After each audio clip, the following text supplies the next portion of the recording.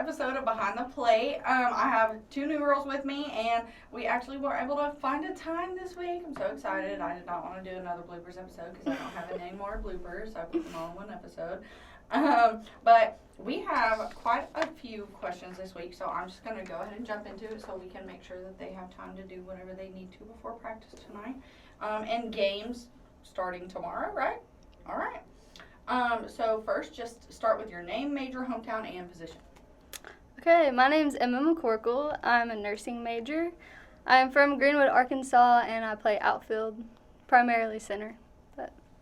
And I am Hope Johnson. I am a nutrition and dietetics major. I'm from Bologna, Arkansas, and I play outfield and mainly right field. So. Okay. So Coach gives me questions to ask, but then I make up some of my own because some of them are kind of funny when I think of them in my head. So let's hope that they go off like that today. So I know I have a ton of interesting stories from my outfield playing days when I was younger and maybe even older. So tell me about your funniest story in the outfield. Yeah, sure. Well, mine was from a long time ago. I think I was in 6 and under, and we were in my little championship tournament, and I was playing in the outfield. I think I was actually right field. And, it was, 2 in the morning, because, there was, rain that day, and, we, went back and forth, so it was, 2 in the morning.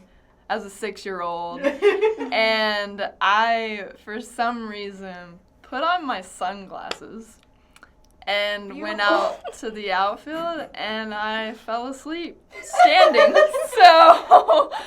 And then they ended up hitting the ball to me. As they always do. And, I heard it, woke up, and I caught the ball and just tossed it in. As long as you caught it. But, people were, apparently yelling at me, telling me to move and all that stuff, and I just did not hear, but I heard it off the bat, so. That's all that matters. Yeah, exactly. You caught it. Exactly. So. That's so funny. Well, I didn't play, outfield primarily growing up, but kind of a college memory. I don't know if you were on the team yet, but when we played Henderson, it was in warm-ups, and I talk about it every time we play at Henderson, but a ball was hit to the fence, and I just, completely body slammed into the fence. It was, the biggest thud I think I've ever heard in my life, and my body print may still be in the fence there. It was just so embarrassing, but yeah, no, I don't think I'll never forget it. Yeah. Who was the girl at the beginning of this season that went and caught a ball and got a concussion? I think it was. That was Liv, right? Yep, that was Liv. Okay. Yeah. Yeah, that was the first game of the season, and all my workers were like, does that happen a lot? And I'm like, it's not supposed it shouldn't, to, but, she caught the ball, so it was fine. Yeah, gosh.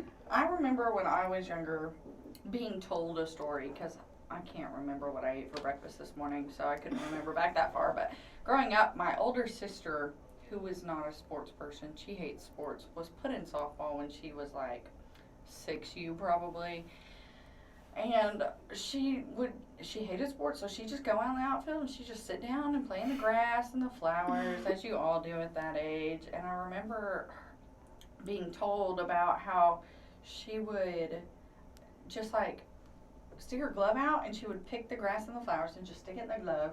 And then one time, all of a sudden, people are screaming at her. She looks down, there's a ball in her glove from, I guess, catching a ball. I don't know if it bounced in or if she actually caught it, but all of a sudden she looks up and there's a ball in her glove. She doesn't know what to do with it. So she just kind of lobs it into the infield, not knowing that there's something going on. And apparently she got someone out like that. I refuse to believe it, because that's just a miracle for that child, for my older sister. But people don't really believe me when I say I caught a ball after waking up from sleeping out there. Fair, so we'll take that.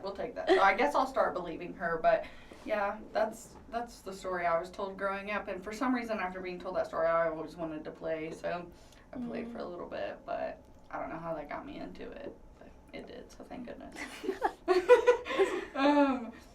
This is a Coach Jackson question. So tell me, how does your faith keep you grounded? And I, do my research before these things, so I know you both are STEM majors of some kind.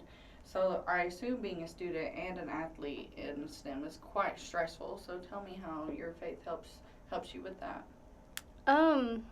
Personally, I think like school-wise and definitely with softball, like defining your worth, I think is a big like obstacle in softball. It's like a game of failure. Like it's so hard, and especially with school, like you're never going to be perfect in either one. So it's kind of hard to get wrapped up in finding your worth in those things. So I think to keep your faith grounded in the aspect of like your worth is only found in Him is something that I really cling to, especially during this season of life. So yeah, I think that's definitely like where I go with like how does my faith ground me is definitely worth, because like softball and like school can be very challenging and stuff, and then on top of that, like you have your own like other personal challenges that you're dealing with, whether it's like relationship or anything else, and like I know like personally, like I've kind of been through like the mentally challenging year and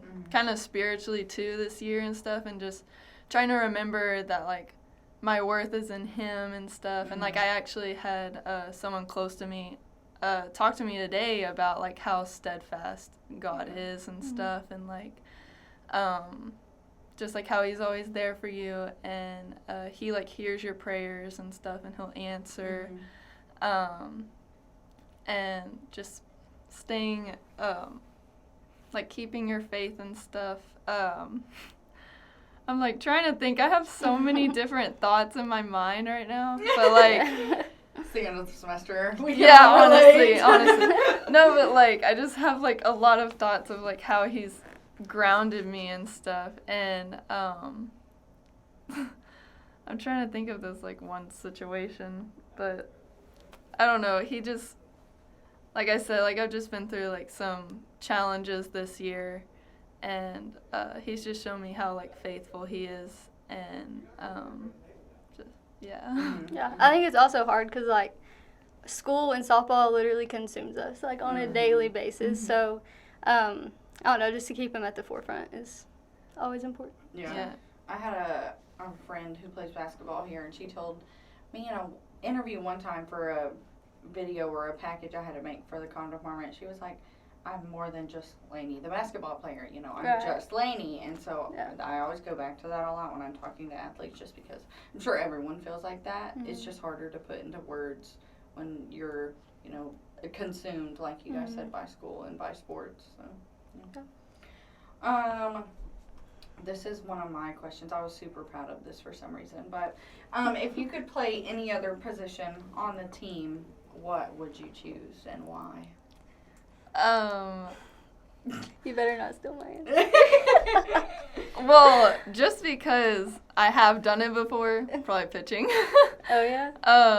Just like I know how to do it, and like honestly, like last year for some reason Coach Grimes put me at first base, and I was terrified. Like whenever Aaron would get up to bat, I was like, I'm literally about to die. I'm gonna die. Like she was about to smoke it into my face, and I'm gonna lay on the ground and just die.